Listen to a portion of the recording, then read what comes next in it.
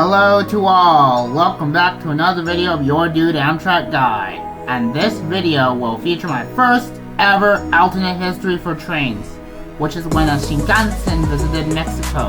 With all that being said, let's begin.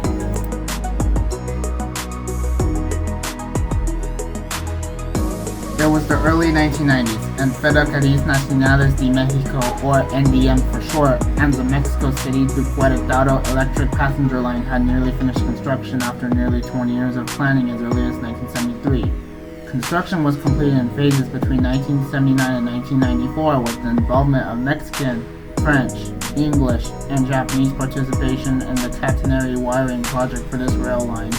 Aside from the 39 GE E60 C-2 electric locomotives manufactured by GE in Aguascalientes between 1982 and 1983, the Mexican government wanted something foreign that was technologically advanced. Ultimately, the Ferrocarriles Nacionales de Mexico did reach out to the JR Central overseas in Japan, as well as local authorities in said country. After 6 months of planning through a joint venture of the Japanese Ministry of Transport, JR Central, and the Mexican Secretariat of Communications and Transport, a 100 series Shinkansen G-Set was selected in particular because of not only its newer technology at the time, but its 12-car length in order to comply with Mexican rail regulations. Speaking of which, to also comply with local railway regulations, G1 would receive a manual hatch for shark nose, cow catcher, AAR knuckle coupler, extended multi-voltage transformers, and extendable stairs.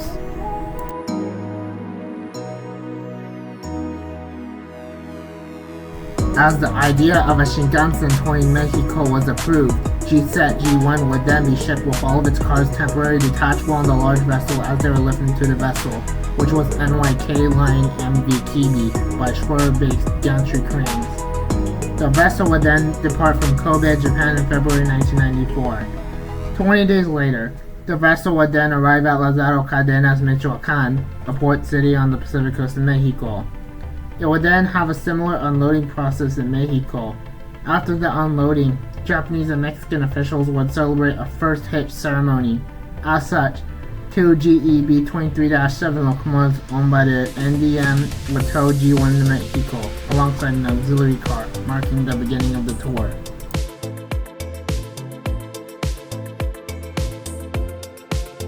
Once the tour embarked in Lázaro Cárdenas, G1 would then be towed along the famous El Pura Fecha route to Mexico City. Due to the steepness of the route in the Sierra Madre del Sur, a third NDM GE B-23-7 unit would join to accommodate the other two for horsepower reasons. The route would parallel the Balsas River through the rugged Michoacán landscape and would have to travel at slower speed and pass through cities like Morelia and Uruapan. As it arrived in Mexico City at the Buena Vista station, it was on display for 4 days before entering testing for 2 months and entering service for 2 months afterward on the then new Mexico City to Querétaro electric passenger line until May 1994. The speed would have to be reduced to around 75 to 99 miles per hour due to sharing tracks of conventional diesel powertrains, track geometry, and signaling of said rail line, alongside locomotives like the NDM GE E60 C-2 units. G1 would then operate in regular service for the next 3 weeks along the route, hence the service weeks dubbed Hikari de Mexico. As the G1 completes its temporary regular service along the Mexico City to Querétaro electric passenger line, it is then towed by 2 GE B-23-7s out of the Valle de Mexico yard, which is where it was maintained and stored when not used. After being towed out of the Valle de Mexico yard, G1 is then being towed northwest to Guadalajara, which would be on display for 3 days later. 3 days later, the G1 was transported to Mexicali using former Ferrocarril del Pacífico and the Ferrocarril Sonora de Baja California package. Now, for the most gruesome part of the trip, the Devil's Highway between Benjamín de Sonora and Mexicali. The train would have to be transported at nighttime to protect its Japanese electronics from the extreme heat.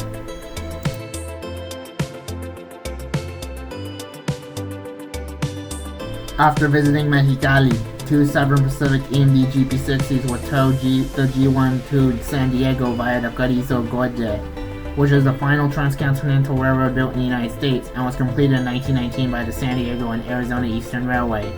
It would then eventually pass by the Pacific Southwest Railway Museum in Campo, California, and even would be given a whistle salute by Southern Pacific number 2353. When traversing the Carrizo Gorge in Baja California between Tecate, the train would have to travel under 5 miles per hour due to the rugged environment of the Jacumba Mountains, in addition to the 11 tunnels and 20 tracks along the route. Once returning to the United States at Tijuana and San Ysidro, it would then be towed up to the Santa Fe Depot in San Diego by the same locomotives. G1 would then be on display at the San Diego Santa Fe Depot for the next 4 days. After those 4 days had passed, two Amtrak EMD F40PH units based in Los Angeles would then tow G1 all the way to Los Angeles Union Station along the surf line. The G1 would then complement the then new Metrolink coaster as well as the San Diego Trolley and then new Los Angeles Metro Rail Red Line. As the public transportation in Los Angeles metro area was developing in the mid-1990s, officials and residents were shocked to see a futuristic Japanese train at the Union Station in LA and was on display at said station for a couple days afterward. To continue the brief American trip before returning to Mexico, it would then be towed by two Amtrak EMD F40PH units, either those based in LA or in the general pool. G1 would then be towed alongside the 7 Pacific, later Union Pacific Sunset route, bypassing the Orange Empire Railway Museum as the Zero Series did the previous decade. The next stop would be Phoenix, then to Tucson, El Paso, Houston, and Laredo, Texas, before finally returning to Mexico. California was a key stop for the Shinkansen Mexico tour because in real life, it would be planning its then proposed California high-speed rail.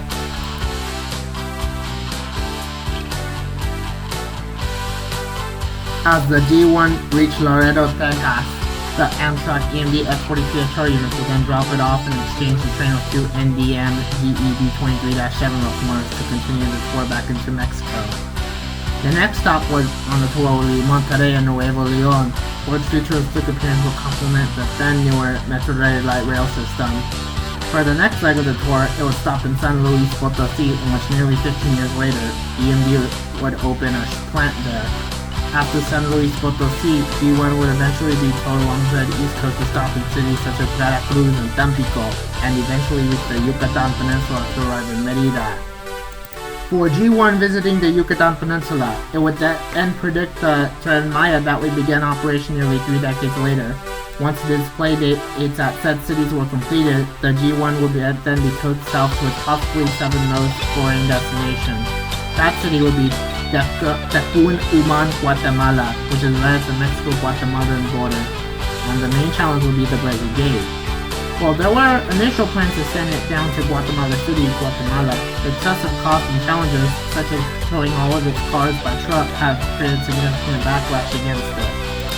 G1 could not go far into Guatemala, as Guatemala's track gauge was 3 feet or 914 millimeters, whereas Mexico's track gauge was 4 feet 8.5 inches or 1,435 millimeters, so only be on display at Tecún Uman.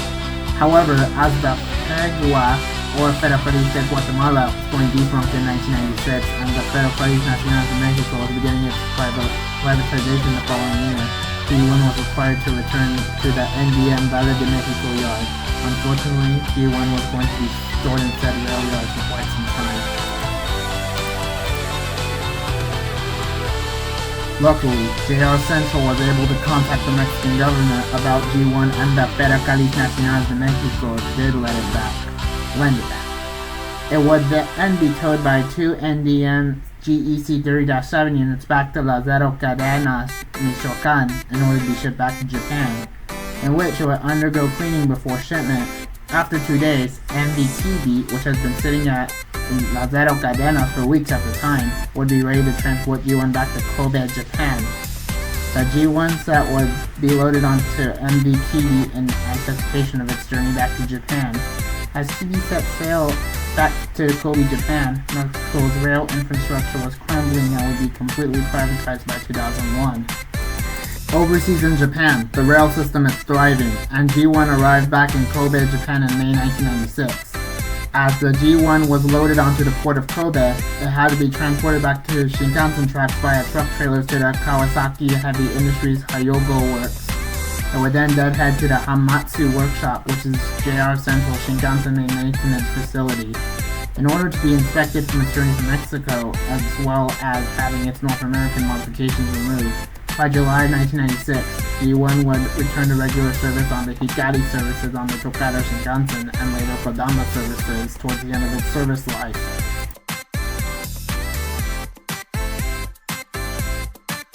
Four years after returning from Mexico, the G1 continued regular service until the set was withdrawn from service after 14 service years in June 2000.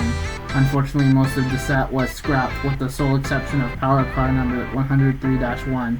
In which it was then stored at Hamamatsu Works in Hamamatsu, Japan.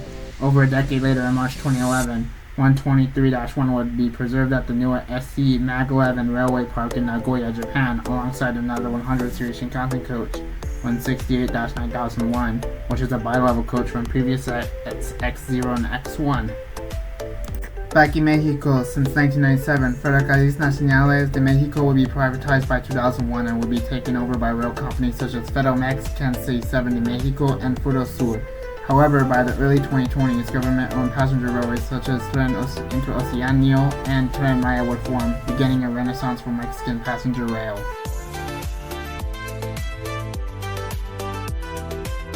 Well everyone, that was quite a wild piece of history to say the least. Anyways, I hope you all enjoyed the video. Tell me in the comments if I should do more alternate history videos or not. See you all in the next video. Sayonara.